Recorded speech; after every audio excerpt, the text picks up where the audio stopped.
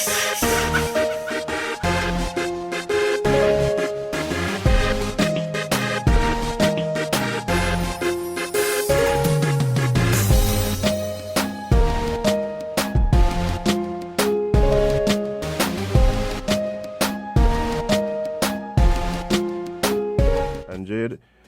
have a very, very special guest in the studio with us this morning. We welcome to the studios the new CEO of the St. Kitts Tourism Authority. And I don't want to assume, because Jade told me how I should refer to you. But I don't know if she was trying to make a joke or not. So introduce yourself to the person's assistant, please. So good morning. Thank you so much for having me. I am Ellison Thompson, and as you said, the new CEO of the St. Kitts Tourism Authority. And most people refer to me as Mr. T. That's what the team in the office call me, Mr. T, and that's what my previous team called me, Mr. T. Okay, so she wasn't messing with me. No, she wasn't. Okay, all right. Well, I mean, it's a pleasure having you here, and it must be interesting taking on such a position during this particular time, I'm sure. It is, and I feel quite honored to have the opportunity to lead the SKTA at this particular time. Awesome. Well, I mean, there's a lot happening in tourism as it relates to, getting stuff back on track and, just trying to reposition St. Kitts back where it was even prior to the pandemic, and even probably, even being a more competitive destination as we move forward. But just before we even get deep into the interview, what has your experience been here on the island since you've taken the position particularly? It's been a great experience. First of all, I was blown away by the beauty and the topography of the island. I also was very impressed by the range of accommodation and definitely the range of activities and also the dining options that are available in St. Kitts. We're foodies. We're foodies. You're foodies? Yeah, we're foodies like in the Federation, yeah. Yeah. But I know you actually had the opportunity to travel on behalf of St. Kitts recently. Where did you go? What was the purpose of that trip? Yeah, it was 2 weeks ago. I had the opportunity to go to Fort Lauderdale to meet with the advertising agency Tambourine to look at the new content and brand shoot that we want to do for St. Kitts. After that, we went to San Antonio, Texas at Roots. There's a conference, Roots North America, where we met with all the major airlines, those who service St. Kitts at the moment and those who we are looking to service St. Kitts. And as you know, as an island destination, you got to get here somehow. Yeah. And so by air or by cruise. Mm-hmm. So this actually was to work with the airlines to determine what their schedules are for the summer and for the fall and winter season that's going to be coming up. It's funny, like we just see the planes coming, we don't recognize that all this has to be negotiated beforehand and spoken about. What you're saying, Jade? Oh, I just wanted to know, so what was that experience like, Roots Americas? Is that how you pronounce it? Yeah, that's correct. They have Roots Worldwide and Roots Americas, so that's dealing with carriers who deal with North and South America. So we had the opportunity to meet with about 12 airlines. Like I said, some of them already fly into St. Kitts, and others we wanted to see what the potential was for them to fly into St. Kitts. Now, one of the things that we did discover was that a number of the airlines, especially the major ones who were flying in, some of them had planes, but not enough crew. Some of them had crew, but not enough planes. And in terms of them not having the planes, it was because there was delays, particularly by Boeing, in delivering aircraft to them. And again, all of this is pandemic and related. For those who didn't have the crew, a lot of them had furloughed the crew during the height of the pandemic and did not expect the resurgence of travel and tourism as quickly as it did happen. So that was kind of the dilemma that we were finding ourselves in. We also had conversations with, like I said, low-cost carriers who don't fly here. And one of the things they're telling us is that they are in the process of beefing up their domestic routes within the United States for example, if they flew down to St. Kitts from New York or from Atlanta, you taking that aircraft out of the rotation for the entire day. So it's about 12, 13 block hours to travel from New York to St. Kitts and return. And they had it on a domestic route. They could do like 3 or 4 domestic routes that day. So that's kind of some of the challenges that we have as far south as we are.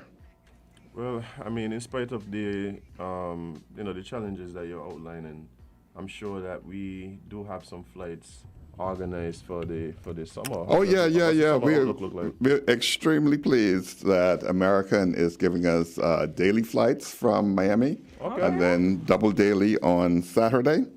And if you remember last year, it was like 3 flights a week from Miami with American, but now we've got daily this summer and then double daily on Saturday. Also, 2 flights on Saturday? Sorry? It's going to be 2 flights on Saturday? Yeah, 2 flights on Saturday. Oh, awesome. Yeah. Mm-hmm. And we've got JFK, that's weekly, and that's going to be until the 2nd of April, and then that resumes again in November. We've got American from Charlotte, and that's Saturdays. It's now going to be until the 2nd of April, but then it resumes again on the 4th of June to the 13th of August. So that's a new airlift that we did not have last summer. Air Canada, they suspended flights to St. Kitts, not only St. Kitts, but most of the sun destinations. And that was no fault of ours. That was basically the Canadian government's advising against non-essential travel.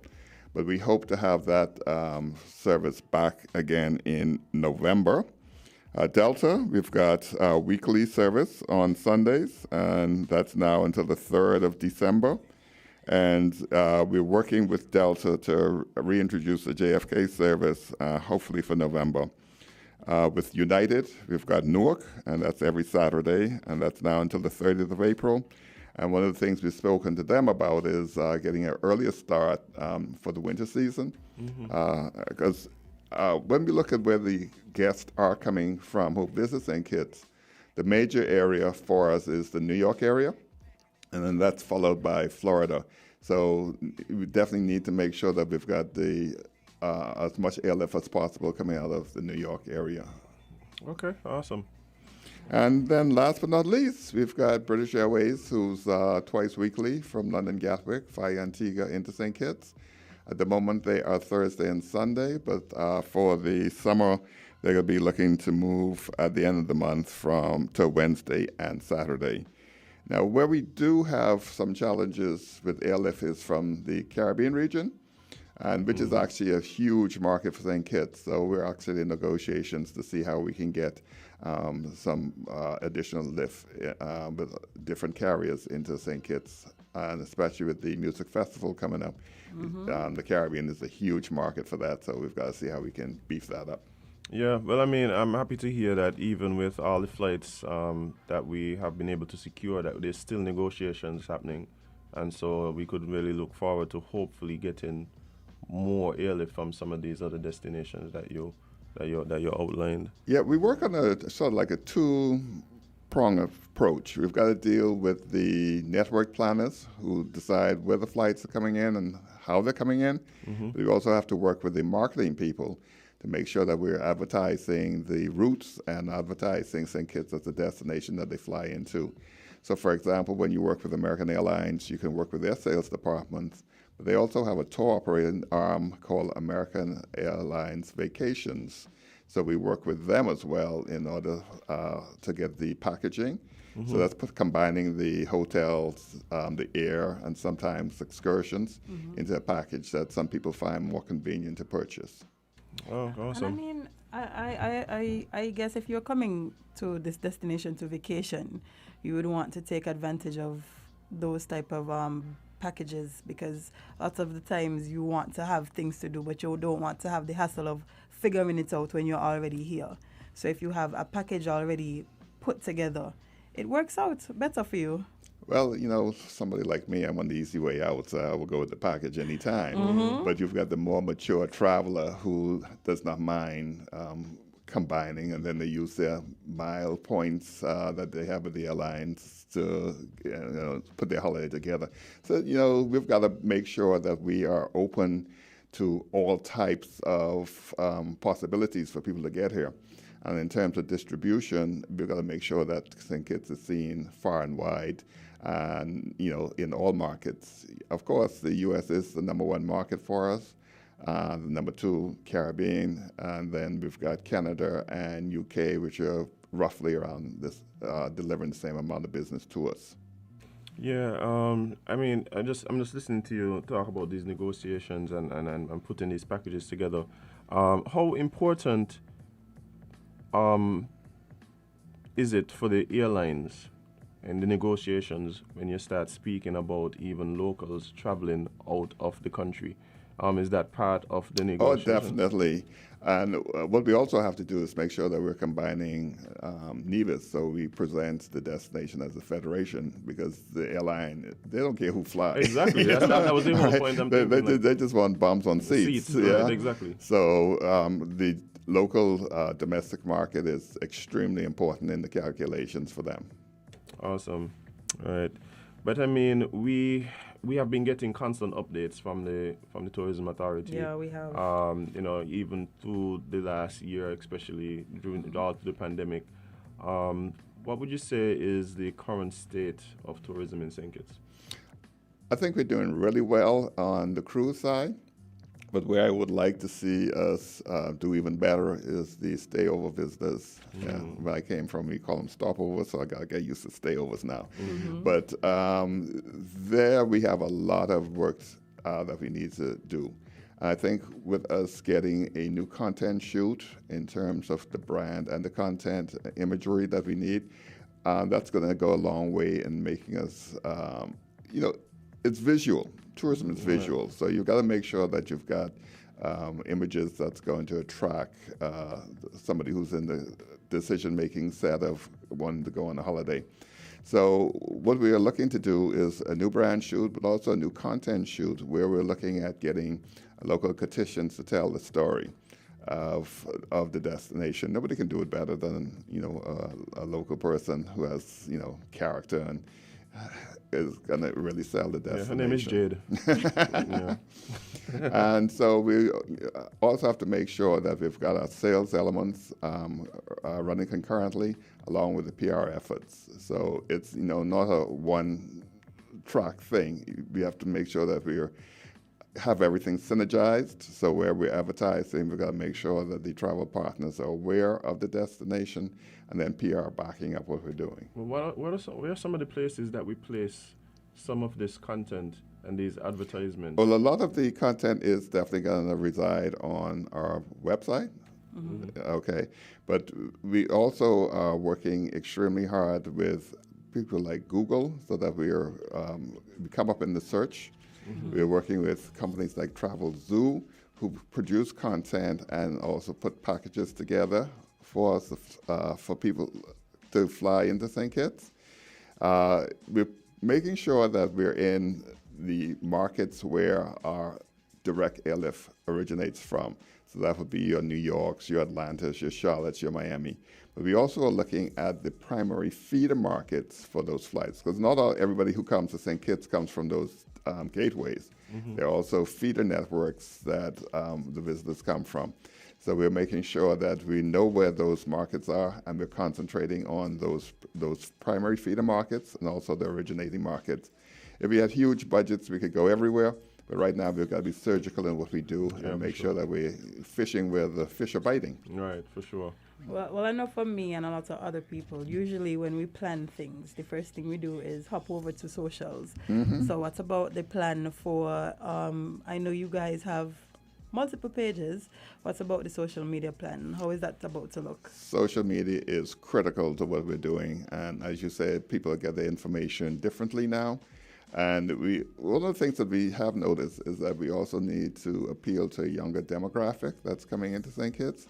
And the way we're going to do that is definitely go into social media. So the content that we are producing, we're making sure that we have enough bureau footage that we're able to slice and dice and make vignettes that we're able to put on Facebook, on Instagram, on Twitter, to make sure that we are going to be as visible as best as possible. I know that tourism in itself is very competitive. It seems as though everyone sees that as a real economic booster for the destination, and so it must be. Is it difficult to really set yourself apart as a destination in this whole thing? The reason I'm asking is we're just coming out of the pandemic. People want to travel. People want to get out. And so there's everybody looking like, here's a place that you should come. Here's a place that you could enjoy. And what are some of the things that we use to differentiate ourselves here in St. Kitts? Well, I think that's where the content marketing comes into play, where we've got our local Kittitians telling the story about St. Kitts. Mm-hmm. We find that resonates with the visitor a lot more than just the ads that we do. So the ads are important because it drives the consumer to our website, where we're then better able to engage them. The ad, it's 30 seconds, or it's a print ad. People glimpse at it, but it catches their attention. We would then drive them to the website, and then we try to keep them engaged in the website as long as possible. That's where you're going to get the majority of people making their decisions. But they also go to the sites like TripAdvisor to find out what other consumers are saying about it. Mm. So we're also making sure that we've got programs with them where we're advertising. We're putting our content there as well. And if there's any negative comments or what have you, making sure that we deal with that as quickly as possible. Okay, well, I mean, as you said, like the stayover visitors that market is something that you guys are obviously working hard to really develop. But you did mention that the cruise is looking good. What's the outlook for cruise, at least for March? March is looking kind of healthy. We've got about 85 calls for March. But as you know, St. Kitts is seasonal. The ships, then once they finish the winter season here, then they go to Alaska and to Europe. So I think let's just be real. That's what's going to happen in April, May. Mm-hmm. Now, the only caveat to that is what's happening in Europe and Ukraine. The cruise lines going to feel comfortable with the cruise lines, with the ships in that area if this thing escalates. Mm-hmm. So they may pull the ships and they need somewhere to put them. That might bode well for the Caribbean, but right now it's a little too early to say how that's going to turn out. Okay, but with 85 calls. Not bad at all. Not bad at all. I could tell that you guys have been working. I could tell that there must be tons of negotiations happening behind the scenes to try and make these things happen. You're smiling, so I know that I'm touching. You're touching on some truths there. I'm telling you. Welcome to my world. I actually would rather stay on my side than take up your role right now. I could imagine just how much of a, let's say, a challenge that could be at times. It is a challenge, but there's a fantastic team at SKTA. They're very knowledgeable. They're very good at their jobs, and they're making sure that we know where we need to be, and we're doing what we have to do to engage the providers of visitors to the islands.